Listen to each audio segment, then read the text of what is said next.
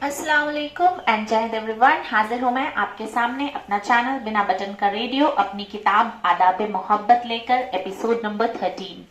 कल बात हो रही थी कि अदीरा और विवान में किस टॉपिक पे डिस्कशन हो रहा होता है कि जब जनरेशन चेंज होता है तो हमारी जो नई जनरेशन होती है वो सोसाइटी में बहुत सारे चेंज लेकर आती है और ये एक तरीका होता है सोसाइटी को इवॉल्व करने का। तो जनरेशन में उनके जो थॉट प्रोसेस होती है उसमें चेंज होता ही है, तो हमें वो एक्सेप्ट करना है according to the changing generation. तो जो उन दोनों के बीच में इंसानियत के ऊपर एक डिस्कशन हुआ कि अगर कोई मेरा पापा नहीं है, मेरा भाई नहीं है, मेरा फ्रेंड नहीं है, तो कोई भी ऑपोजिट जेंडर एक दूसरे के लिए इंसान भी होता है, तो उससे बात करने में कोई प्रॉब्लम नहीं है। बस आपको ध्यान रखना है कि आप किसी भी ऐसे अनजान इंसान से मिलने जा रहे हैं तो आप अपनी फैमिली को बता करके मीटिंग वगैरह में जाइए। और अगर आपको ऐसा लगता है कि मैं स्ट्रेंजर से पहली बार कहीं मीटिंग में जा रही हूं या जा रहा हूं एज ए वर्किंग प्रोफेशनल, तो आप हमेशा पब्लिक प्लेस पे उनसे मिलने जाइए, क्योंकि रेस्टोरेंट कैफे वगैरह में सीसीटीवी कैमरा होता है, तो आपके ऊपर किसी भी तरह की कोई मुसीबत नहीं आएगी। इसको आप ध्यान में रखते रहिए। आगे बढ़ती हूँ। ये सुनकर वीर के तर्क वहीं समाप्त हो गए और वीर को समझ में आया कि रूढ़िवादी सोच, जब रूढ़िवादी जो बहुत पुरानी सोच हो जाती है, जो अभी के जनरेशन में काम नहीं कर रही है, उसके लिए यूज किया गया है, उसकी है। और अगर उसे अपने साथी पर भरोसा है तो किसी से डरने की जरूरत नहीं है। माहिरा के सामने जो गलतफहमी की धुंध आती है उसे उसने अपने साथी पर भरोसा करके साफ कर लिया। उन दोनों ने अपने जीवन के कुछ रूल्स बनाए जिन्होंने उन्हें जिंदगी के ऊंचे नीचे रास्ते पे चलने में मदद की। माहिरा की ये जलन की भावना जो वाशिका के केस से सामने आई और वीर का उसके लिए इतना कंसर्न्ड होना, इतना चिंता करना, उनकी बढ़ती मोहब्बत को दिखा रहा था। वहीं दूसरी तरफ रिश्तों की समझदारी उनकी सोशल स्किल्स डेवलपमेंट के साथ साथ उनके घर का माहौल सुधार रही थी। एक इमेच्योर जोड़े की तरह बात बात पे लड़ना और फिजूल का तर्क देना, अपने साथी को समाज के सवाल के घेरे में लाकर खुद खड़ा कर देना, ये सब आदतों से माहिरा और वीर ने खुद को आजाद कर लिया। अपनी जिंदगी के इस ट्विस्टेड सवाल को उन दोनों ने अपनी सूझबूझ, ईमानदारी और मोहब्बत से सॉल्व किया। इससे उनका रिश्ता बहुत मजबूत हो गया। माहिरा और वीर ने पेरेंट्स बनने के पहले parenting tips for Indian parents, mindful parenting the first 100 days, baby and child care वगैरह बुक्स पढ़ी थी। इसके साथ साथ अपने पेरेंट्स से अपने बचपन की कहानियां भी सुनी थी, ताकि वो अपने बच्चे के आने के बाद एकदम से ना घबरा जाएं और बच्चे को हैंडल करना अच्छे से सीख ले। उन्होंने अच्छे अच्छे थॉट्स प्रिंट कराकर बेडरूम में लगा रखे थे, जिससे बच्चे पर अच्छा असर पड़े। गर्भ संस्कार हमारी इंडियन ट्रेडिशन का एक बहुत अच्छा संस्कार है, जिसमें कहते हैं कि जैसे he would be mother pregnant होती है तो उसके आसपास पॉजिटिविटी के बहुत सारे साइंस घर वाले ला करके रख देते हैं। कोई पोस्टर लेके आता है, तो कोई अच्छी परफ्यूम्ड कैंडल्स लेके आता है, कोई उसको परफ्यूम गिफ्ट करता है, कोई वुड बी मदर को बहुत स्पेशल फील कराने की कोशिश करते हैं अपने अपने जेस्चर्स से। तो इसका बहुत अच्छा असर पड़ता है होने वाले बच्चे के ऊपर, क्योंकि माँ खुश रहती है प्रेगनेंसी के टाइम, तो बच्चे जो हैं उनको पॉजिटिव वाइब्स के साथ वो वुम्ब में ग्रो होते हैं। अगले साल माहिरा और वीर की दुनिया में एक नन्ही परी आई, जिसका नाम उन दोनों ने अमायरा रखा, जिसका मतलब प्यारी राजकुमारी होता है। बच्ची को संभालने के लिए उन दोनों ने शिफ्ट बांधी। दिन में जब बच्ची जागती थी तो 2 घंटे माहिरा, 2 घंटे बच्ची की दादी, 2 घंटे हेल्पर दीदी बच्ची को संभालती थी। बाकी वक्त बच्ची सोती थी। ये बच्चों की नॉर्मल रूटीन होती है। वैसे तो एक्सेप्शंस आर ऑलवेज देयर और हर बच्चा दूसरे बच्चे से अलग होता है। बीइंग अ टीचर मैंने एक्सपीरियंस किया है कि हर बच्चा, मेरे क्लास में 45 जब बच्चे होते थे, अभी तो स्ट्रेंथ कम हो गई है, 35 ही है, तो वो 35 के 35 बच्चे अलग होते हैं एक दूसरे से। तो वो स्किल्स यहाँ पे एक पेरेंट को भी पता होनी चाहिए, एक माँ को भी पता होनी चाहिए कि मेरा बच्चा हर बच्चे से अलग है। तो वहां पे है कि रात में जो ये रूटीन बांधी थी उन लोगों ने 2-2 घंटे की, वो इसलिए कि बच्चे को वहां का भी प्यार मिले, दादी का भी प्यार मिले और पापा का भी प्यार मिले, और नेचुरल एनवायरनमेंट में भी बच्चा कुछ देर के लिए बिना इन तीनों के भी थोड़ा खेले, खुला फील करे। तो इस तरह से बच्चा नई जगह जन्म के बाद आता है, नए माहौल में एडजस्ट करना नन्हा सा बच्चा 6 महीने में सीखता है। वैसे तो हर बच्चा बिल्कुल यूनिक होता है। माँ बाप होने की वजह से कुछ चीजें वीर और माहिरा खुद से अमायरा में को रिलेट करके उसे ध्यान से रखते। रात की ड्यूटी थी, 2 घंटे वीर की, 2 घंटे माहिरा की, फिर 2 घंटे अमायरा की नींद। ऐसे करके वो कब 1 साल की हो गई पता ही नहीं चला। वीर और माहिरा ने अमायरा की बहुत सारी कैंडिड फोटोज खींची और उसकी दादी, दादू, नानी, नानू, मासी, मौसा, मामा, फलक आंटी, फजल अंकल, फातिमा दीदी, सबके साथ फोटोज निकालकर उसकी जिंदगी के पहले 1 साल की सारी यादों को विनाइल प्रिंट कराकर बेडरूम की वॉल पर लगा दिया। हम कहते हैं ना, घरों में तस्वीरें रखने से हम जिनके पास नहीं होते हैं उनसे भी अटैच होते हैं। इसलिए घरों में अपने सारे जो रिश्तेदार बच्चों को बहुत स्नेह देते हैं उनकी फोटोज घर में होनी ही चाहिए। तो इस तरह से उन्होंने विनाइल प्रिंट करा के लगाया था। उनका पहला बर्थडे बहुत ही अच्छे से इन सभी फैमिली मेंबर्स के साथ मनाया। ये सारे पल मोहब्बत का यह अदब सिखा गए कि मोहब्बत में हम खुद के इंचार्ज होते हैं। वीर और माहिरा ने अपने बच्चे की इंचार्ज अपने हाथ में ली, क्योंकि बच्चा उस टाइम हेल्प चाहता है अपने माँ बाप का। वो खुद से अपनी बातें नहीं कह सकता है, लेकिन जैसे ही बच्चा अपनी बातें कहना शुरू करता है, धीरे धीरे माँ बाप बच्चे को सिखाने लगते हैं कि वो अपना इंचार्ज है। कैसे सिखाते हैं? उसके पसंद के फ्रूट्स उसको खिला के, उसके पसंद के कलर के कपड़े उसको पहना के, उसके पसंद के फैब्रिक्स उसको चूज करने देकर, उसकी पसंद की एक्टिविटीज जैसे स्केटिंग किसी बच्चे को पसंद है, किसी को डांस पसंद है, किसी को स्पीकिंग स्किल्स पसंद है, किसी को पेंटिंग पसंद है, तो वो सब चीजें उसको करने देकर, ये सब करने से हम स्टेप बाय स्टेप किसी बच्चे को इंचार्ज होने की जिम्मेदारी देने लगते हैं। अननोइंगली बच्चा खुद की जिम्मेदारी लेना सीखने लगता है। और इस तरह से जब बच्चे बड़े होते हैं तो उनको डिसीजन मेकिंग में कोई प्रॉब्लम नहीं होती। वो अपनी लाइफ का अच्छा सा डिसीजन लेते हैं।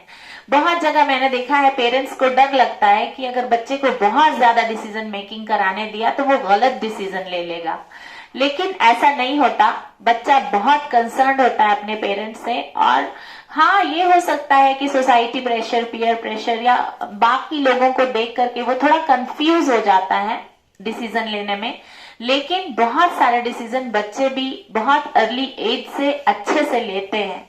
ये मैं एक माँ हूं, मैं नोटिस करती हूँ अपने बच्चों में। जैसे मेरे बच्चे कहते हैं मुझे ये सीरियल देखना है, ये नहीं देखना है मम्मा, मुझे ये शूज पहनना है, मुझे कंफर्टेबल इस शूज में लगता है, मुझे ये वाटर बॉटल में कैरी करने में आसान होता है, मुझे इस बॉटल में हेवी लगता है। तो ये सब चीजें बच्चे बचपन से ही, जो बच्चा कम्युनिकेट करना शुरू कर देता है तो वो चीजें समझने लगता है और करने लगता है।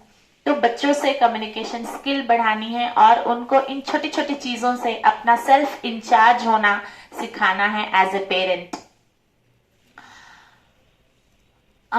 तो ये सब जो जिंदगी के फैसले खुद लेने के हकदार होते हैं, और इस फैसले से हमारे साथी की मोहब्बत, यकीन और साथ हमें एक स्पेशल कपल होने का भी एहसास दिलाता है। चलिए मोहब्बत के इस अदब को सीखते हैं, और सीखा हुआ है तो फॉलो करते हैं, और फॉलो करते हैं तो दोस्तों से शेयर करते हैं। क्योंकि जिस तरह से अच्छाई फैलाने से फैलती है, वैसे बुराई फैलती है। तो बुराई को थोड़ा साइड में रखेंगे, वो बहुत ही पर्सनल थॉट होता है, वो कोई जरूरी नहीं कि सोशल ही थॉट हो। तो और अच्छा थॉट जो पर्सनल होता है वो हमें स्प्रेड करना है आसपास, उससे माहौल देश का अच्छा बन जाता है, और कहीं ना कहीं नेशनल इंटीग्रिटी में इसका योगदान हो जाता है।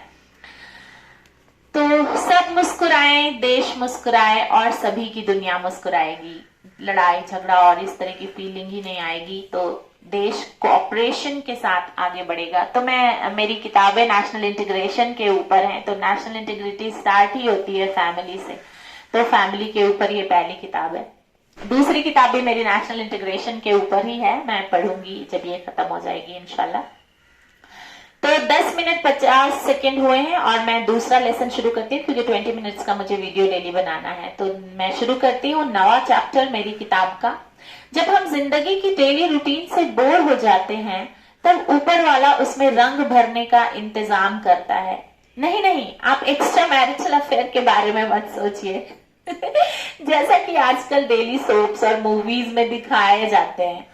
वो बेचारे भी करे तो क्या करें, व्यूअर्स को मजा ही इन सब चीजों में आता है, और सीरियल्स और फिल्म्स टीआरपी के लिए बनती है, और उनका इनकम अच्छा हो, जितना उन्होंने मूवी में लगाया है उससे ज्यादा रिटर्न उनको आए, इसलिए वो इस तरह के कॉन्सेप्ट्स बना देते हैं।